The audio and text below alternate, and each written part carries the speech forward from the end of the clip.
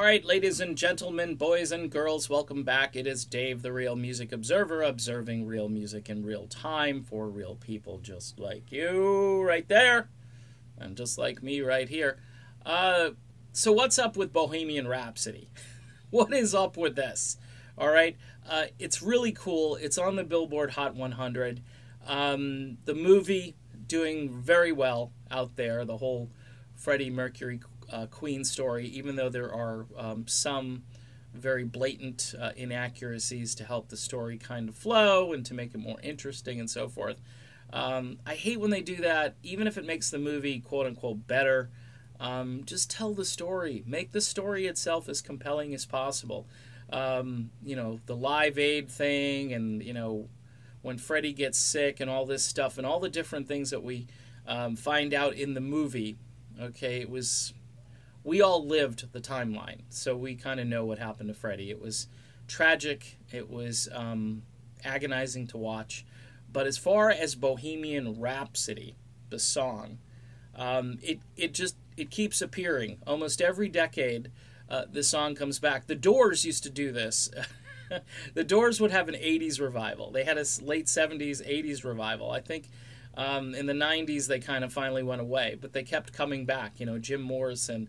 As far as this particular song, the way I relate to it, is my second full-length album was an album called A Night at the Opera, 1975.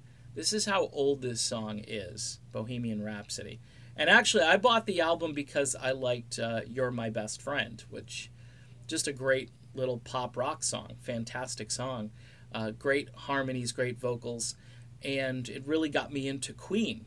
And, I remember hanging out with some friends of mine. We're only like 10 years old. And it was like, you put this song on. And I remember my parents thinking, is Dave like into opera? What's he listening to?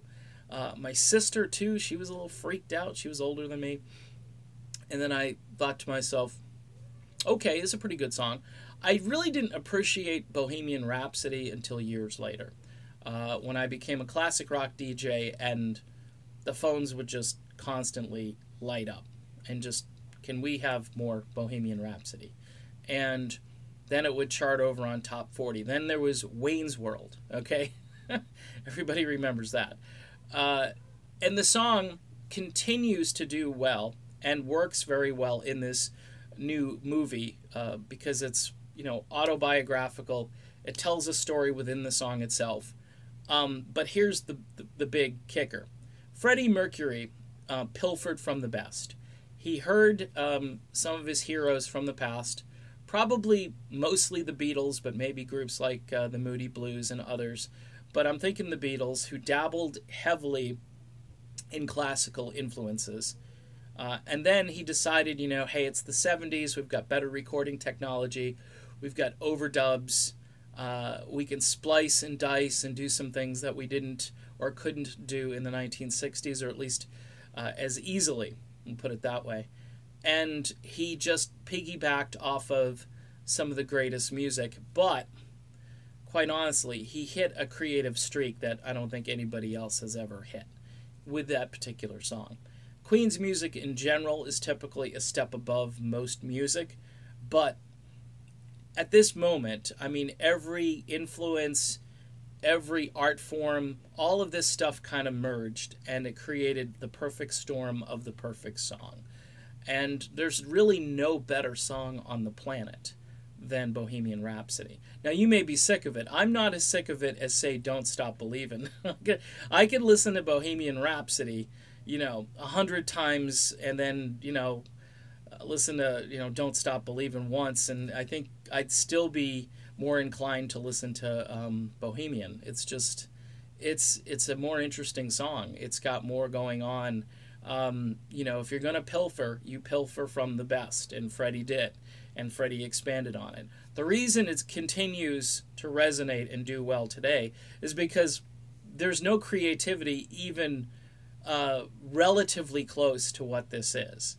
There's stuff on the radio that's all computer generated, and you've got a handful of producers making most of today's pop music, and it's drivel at best. It's drivel, and it's electronic, and it's annoying, and it's thumping, and it's very monolithic. It's very tinfoil. It's very cardboard. It's very paper mache, rice cake. Okay, Freddie Mercury, man, painted in broad colors here, and even his bandmates thought he was a little bit crazy with this one, but it's standing the test of time and actually keeping time at bay. It's pretty amazing. All right, done with this one. The amazing Bohemian Rhapsody. It will continue. See you soon.